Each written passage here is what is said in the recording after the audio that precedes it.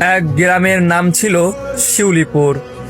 সেখানে থাকতো রাহাত নামে এক সাধারণ ছেলে। নিজের কষ্ট ভুলে সে সবসময় মানুষের পাশে দাঁড়াতো। কেউ অসুস্থ হলে ওষুধ এনে দিত, কেউ ক্ষুধার্ত হলে খাবার ভাগ করে খাওয়াতো। একদিন গ্রামের আমেনা খালা কাঁদছিলেন, কারণ তার ঘর ভেঙে গিয়েছিল ঝড়ে। রাহাত নিজের বন্ধুদের নিয়ে রাতভর কাজ করে নতুন ঘর তুলে দিল। পরের দিন সকালে আমিনা খালার মুখে হাসি ফুটে উঠল।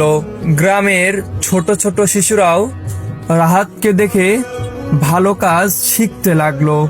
ধীরে ধীরে পুরো গ্রাম ভালোবাসা আর সহানুভূতিতে ভরে গেল। তখন সবাই বুঝলো, সত্যিই আসল মানুষ তারাই যাদের কারণে মানুষের মুখে হাসি ফুটে।